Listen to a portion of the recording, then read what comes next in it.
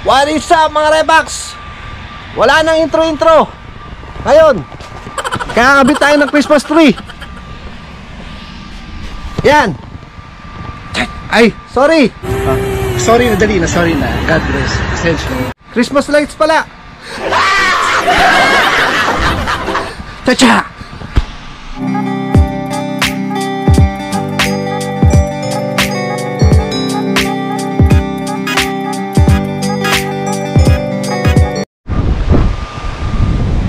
Yan mga Repax, kitang-kita nyo naman, sobrang ganda ng panahon ngayon.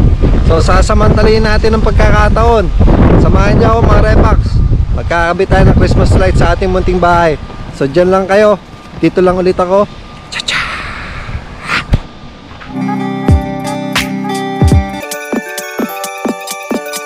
Ulit-ulitin ko pa ba?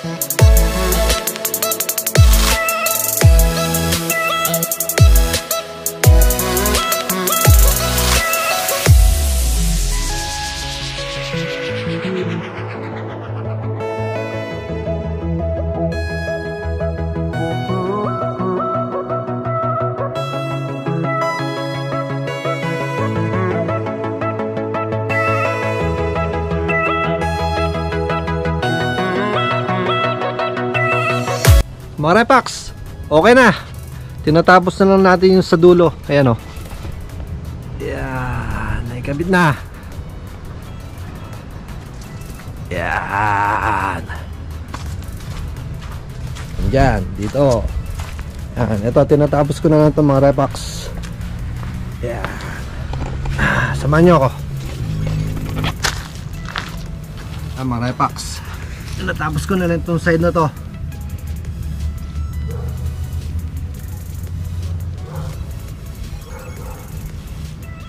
Repax, wala akong joke ngayon, pasensya na.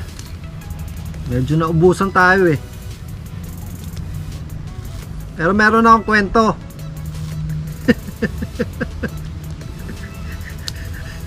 Gusto niyo ba? Titignan ko lang yung niluluto ko. Eh, Itay, ano ho ba yung niluluto nyo? Mainit na tubig, magkakape ko.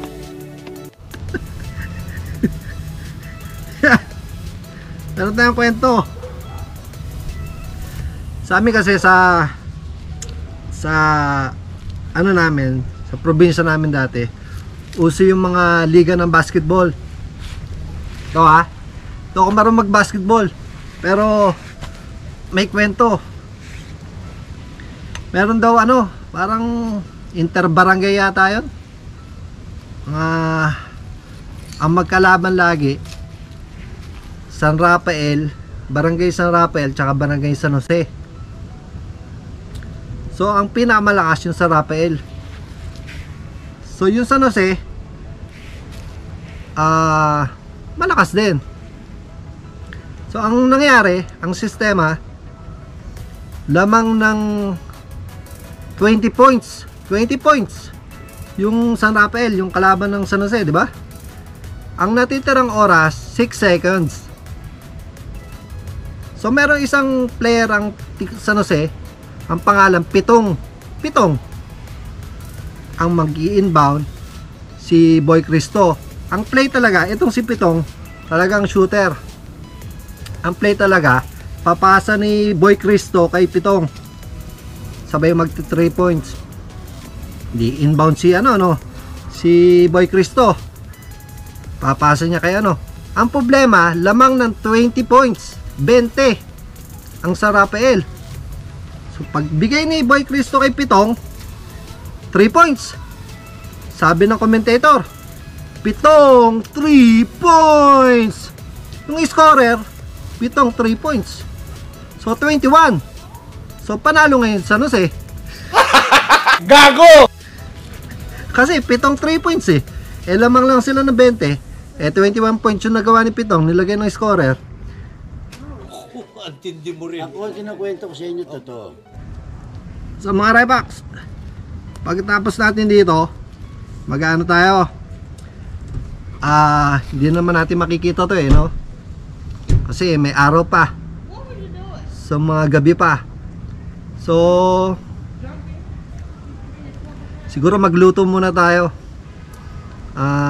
Luto muna tayo ng pan-dinner. Tapos sakto yun. Pagkaluto, iano natin. Tensya na, medyo maraming maingay kasi maraming nagti-trick or treat eh.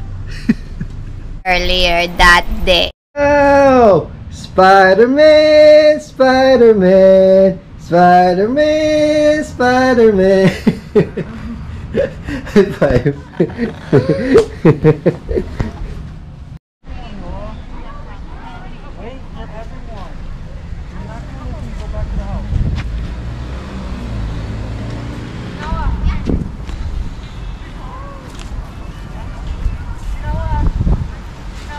Mga Repax, ang dami nagtitrick or treat si Halloween. Mga pumunta sila sa mga bahay-bahay, tapos yung mga may-ari ng bahay naglalabas sila ng lamesa, tapos may mga tsokolate, candy.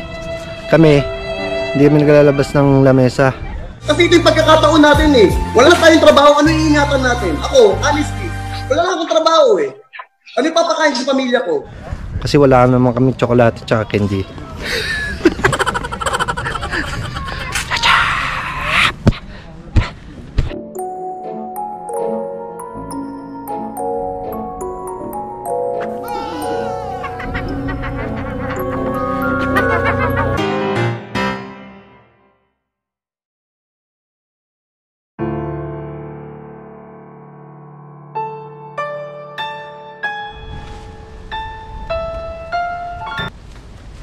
Thank you.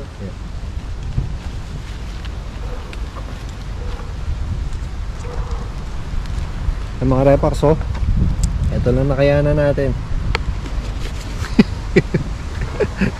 Nakakaya kasi halos lahat ng bahay meron. So naglabas tayo ng isang upuan. Meron pa palang natira na mga chocolates since last year. Gunggong! Barinig kita sa mukha eh!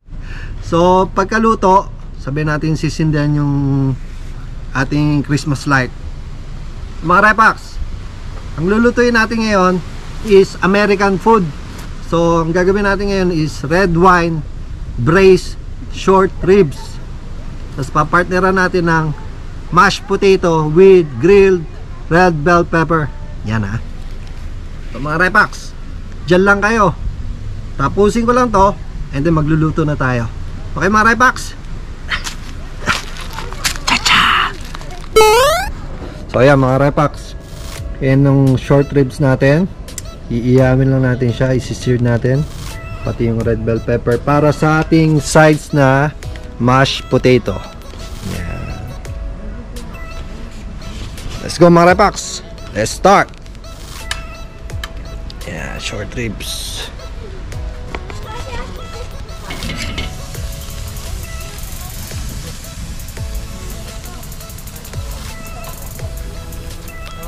Hello!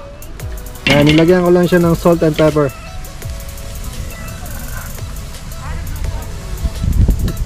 Lutuin natin in both ways.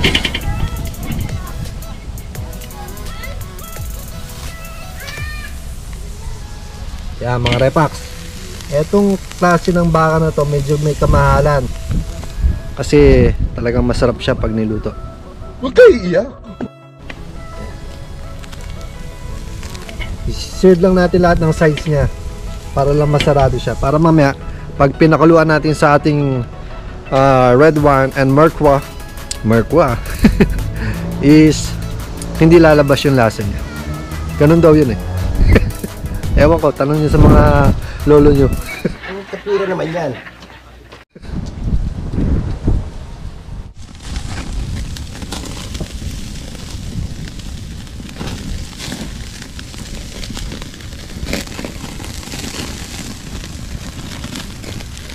Yan mga repax, sunog na ang ating ribs. Ay, sorry.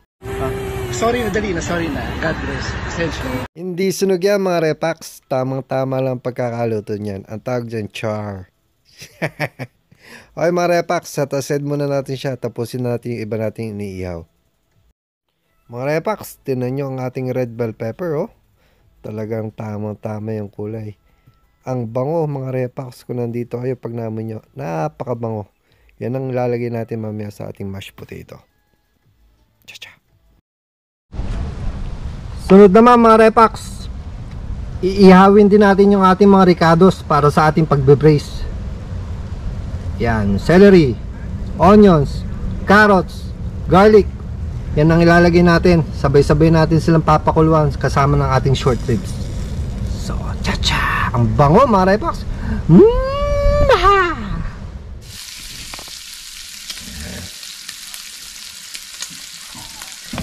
Okay. Alright mga repax. I-braise na natin ang ating short ribs. Short ribs. Magsama-samahin nyo lang mga repax sa kaldero. Hindi na kailangang igisa yan. Slow cook lang natin to mga repax.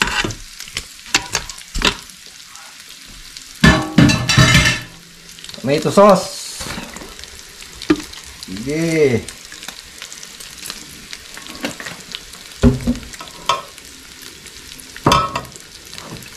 Tsarang asukal. Yung ating iniyaw na pangmerkwa. Ayan muna natin tong celery. At samahan nyo na. Bay leaves. Mushrooms. Sige. Maluluto yan mga repax. Salt. Kunti lang. Madaling manimpla. Pepper. And last, ang ating red wine. Ang panauwing pangbangaw. So mga repax, papakuluan lang natin siya. Slow cook lang natin siya. Siguro wala kaming pressure cooker eh. So, 2 hours. Slow cook lang mga repax. Para hindi mabigla yung baka natin. Takpan natin. Balikan natin mga repax. 2 hours. Cha-cha! O, eto na mga repax. Eto na yung grilled bell peppers natin. Tatakpan lang natin siya. Para mamaya, siguraduhin yung sealed ha. Para mamaya, pag inalis natin yung balat niya ng sunog, madali. Kasi moisture because of the gravity under the sea. Yan. Update ko kayo mga repax. Cha-cha! Okay mga repax, luto na natin ng ating patatas. So kung mapapansin nyo mga repax, yung tubig hindi pa siya kumukulo. Maganda yan. Sabay lang natin yung patatas. Para pag uminit siya ng gusto, sabay sa pagkulo, maluluto ng balanse ang ating patatas. Okay mga repax, update ko kayo. Cha-cha! Mga repax, ang gagawin natin ngayon, yung kaninang bell pepper natin na inihaw, babalatan natin siya, alisin natin yung sunog. Tapos, ito ilalagay natin sa ating mashed potato. Yan o. Tinakpan ko para mas madali siyang balatan. Yan mga repax.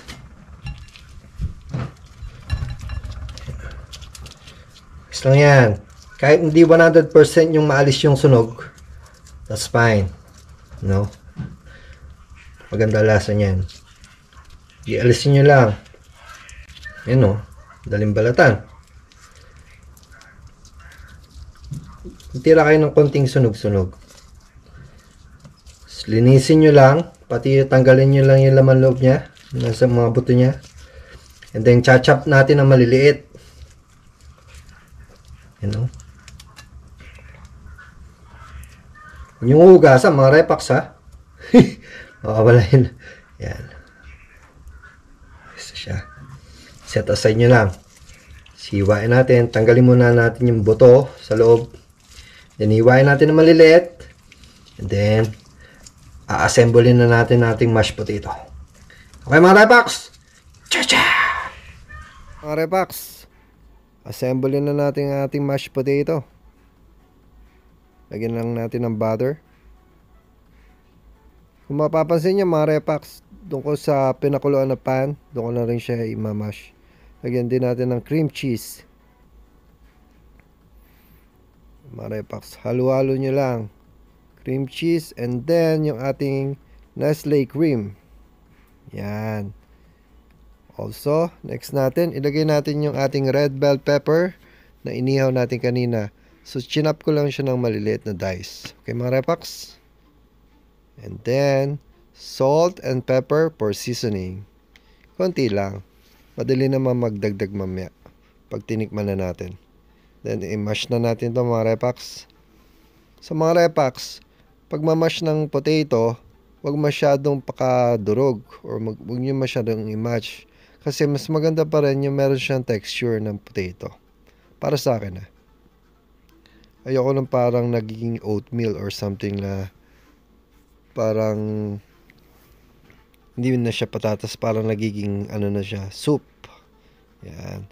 So, i-mix nyo lang na mabuti mga repax. Yan ang ganda oh. Ganda ng consistency niya mga repax. At ang bango.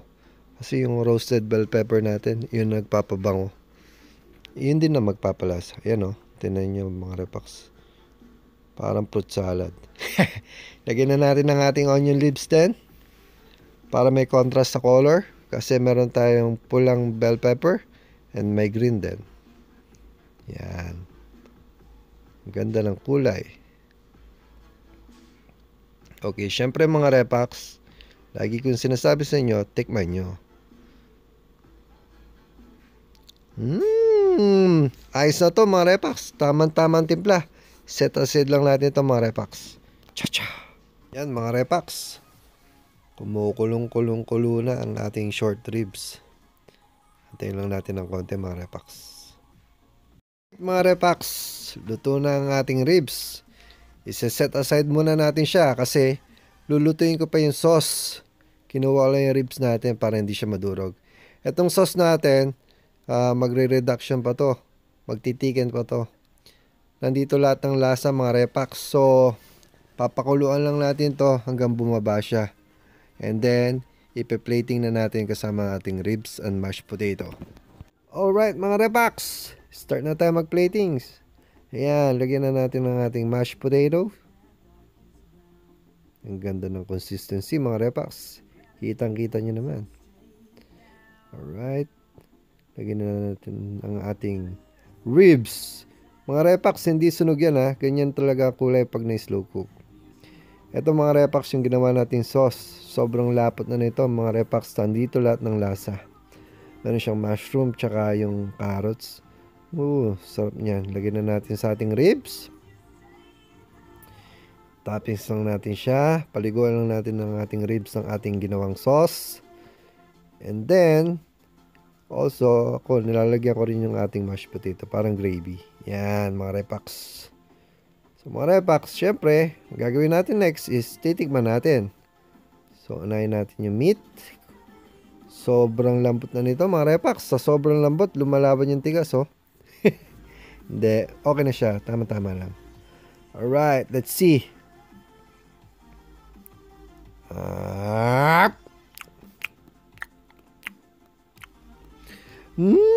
Sarap mga repax. Sobrang okay sa oras. Ano pang hinihintay natin mga repax? Attack! Kain tayo mga repax. Cha-cha! Mga repax, titingnan na natin ang ating pinaghirapan. Okay? 1 2 3. Sigaw na ako ng sigaw eh. Wow!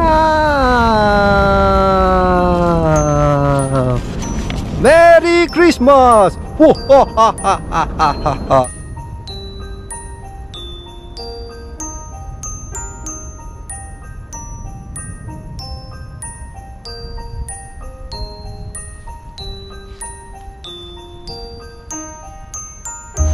Yan mga repax, ayos na. Tapos na naman ng isa nating episode. So sa mga nanood dyan, salamat. Sa mga bago nating viewers, sana mag-subscribe kayo. Maraming salamat din sa panonood. So mga Repax, tandaan, lagi tayo mag-ingat, okay? Lagi tayo magdasal. God bless us all. Ito ang buhay Tote.